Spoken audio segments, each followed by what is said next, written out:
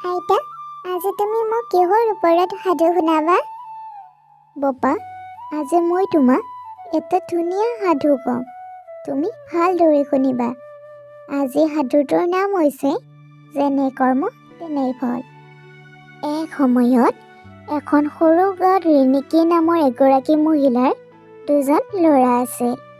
ডাঙৰজনৰ নাম ৰাম আৰু সৰুজনৰ নাম শ্যাম আছিল। ৰামে সিহঁতৰ খেতিডৰাত খেতি কৰি শ্যামক পঢ়ুৱাইছিল। এদিনাখন মা, মোৰ পঢ়া সম্পূৰ্ণ হ'ল, গতিকে মই ভাবিছোঁ চহৰলৈ যাই কিবা এটা কাম বিচাৰি লওঁ। যেতিয়া মই ভালদৰে চহৰত ছেটেল হৈ ল'ম, তেতিয়া তোমাক আৰু দাদাকো মই মোৰ লগত লৈ যাম। ঠিক আছে বাবা, তুই যেনেদৰে ভাল দেখা তেনেদৰেই কৰ। ইয়াৰ পিছত শ্যাম কাম বিচাৰি চহৰলৈ গ'ল। চহৰলৈ গৈ শ্যাম এটা ভাল কোম্পানীত কাম পালে আৰু ভালদৰে থাকিবলৈ ল'লে। কিন্তু শ্যামে গাঁৱৰ কথা একেবাৰে পাহৰি গ'ল। কেইদিনমান পিছত শ্যামে এজনী ছোৱালীক বিয়া কৰালে। আনফালে ৰামেও নিজৰ খেতিডৰাত কাম কৰি ৰামৰ পত্নী আৰু মাকৰ লগত সুখেৰে জীৱন যাপন কৰি আছিল। ডাঙৰ বাবা, সৰু বাবাৰ বহুত দিন হ'ল একোকে খবৰে নাই। সি এটা ফোনো নকৰে। কেনেকৈ বা আছে সি? তুমি চিন্তা নকৰিবা মা, সি ভালেই আছে। সেই যে তাহানিতে গ'লগৈ সি, তাৰ পিছত তাৰ একোকে খবৰে পোৱা নাই। বেলেগৰ মুখত শুনিলোঁ সি হেনো বিয়া কৰাইছে। এনেকৈ এবাৰো মোলৈ মনত নপৰেনে? তুমি দুখ নকৰিবা মা, মইতো তোমাৰ লগত আছোঁ ন। এনেদৰে বহুদিন পাৰ হৈ গ'ল।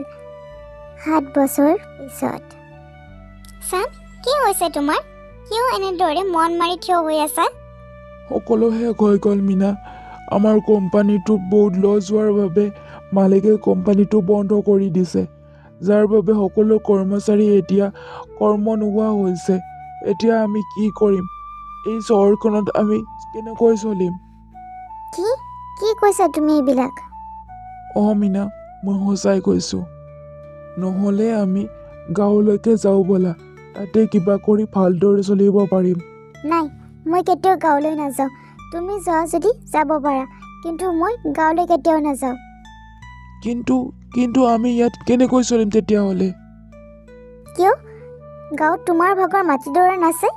এই মাটিডৰাই বেছি পইচা লৈ আহিবা আৰু আমি ইয়াত এটা ভালদৰে বিজনেছ কৰি ল'ম। কিন্তু মীনা, তুমি ভালদৰে জানা সেই মাটিখিনিত দাদাই খেতি কৰি চলি আছে। যদি মই সেই মাটিখিনি বিক্ৰী কৰি দিওঁ, তেতিয়াহ'লে দাদাহঁতে কেনেকৈ চলিব? তুমি এবাৰ সেই কথাটো ভাবাচোন। তুমি সেইবিলাক মাথা মাৰিব নালাগে। তুমি তোমাৰ ভাগৰ মাটিখিনি বেছি টকা লৈ আহিবা। ইয়াৰ পিছত শ্যাম গাঁৱলৈ বুলি ওলাই আহিল। মা, তুমি ভালে আছানে? আৰু দাদা, তহঁতে ভালে আছানে? শ্যাম, আমি ভালে আছোঁ সকলোৱে।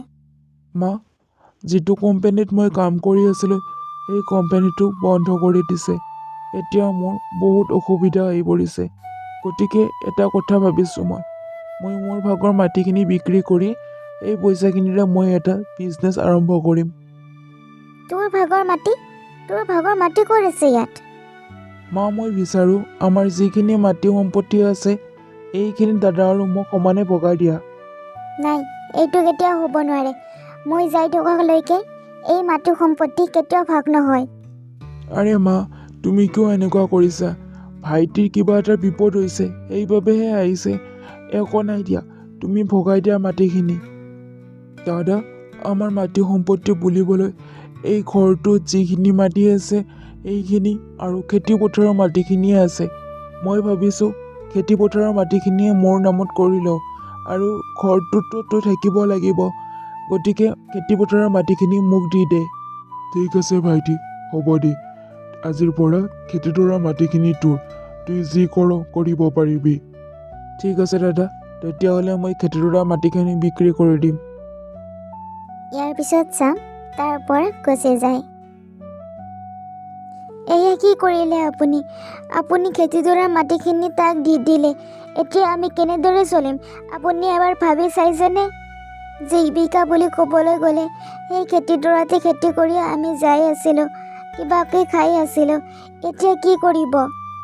হ'ব দিয়া, কিবাকৈ চলিব লাগিব। সেয়া আৰু বিপদ হৈছে, সেইটো ভাবিব লাগিব। তাৰ বিপদ হৈছে এইটো গম পাইছে আপুনি, কিন্তু এতিয়া যে আপোনাৰ বিপদ হ'ব সেইটো এবাৰো নাভাবিলে। হ'ব দিয়া, তুমি ইমান চিন্তা কৰিব নালাগে। মই তোমাক আৰু মাক কেতিয়াও লঘোণে নথওঁ। বাবা, তোৰ মনত আছেনে? তোৰ দেউতাৰে এখন চিংৰাৰ দোকান আছিল। এই দোকানখন এই অঞ্চলটোত প্ৰসিদ্ধ আছিল। বহু দূৰৰ পৰা সকলোৱে চিংৰা খাবলৈ তোৰ দেউতাৰ দোকানলৈ আহিছিল। কিয় জানানে এই চিংৰা কিয় প্ৰসিদ্ধ আছিল? তাত এটা মেজিক মছলা মিহলাইছিল, আৰু এই মছলাটো মই আজি তোক দিম, আৰু তইও এখন চিংৰাৰ দোকান দিবি। ঠিক আছে মা, তুমি যেনেদৰে কোৱা মই তেনেদৰেই কৰিম। মই আজি গধূলি এখন চিংৰাৰ দোকানৰ ব্যৱস্থা কৰিম। ইয়াৰ পিছত ৰামে চিঙৰাৰ দোকান দিলে। ৰামৰ চিঙৰা খাবৰ বাবে বহু দূৰ দূৰণিৰ পৰা মানুহ আহিব ধৰিলে। চাওঁতে ৰামৰ চিঙৰা বহুত প্ৰসিদ্ধ হৈ গ'ল, আৰু ৰামৰ আৰ্থিক অৱস্থাও বহুত উন্নত হ'ল।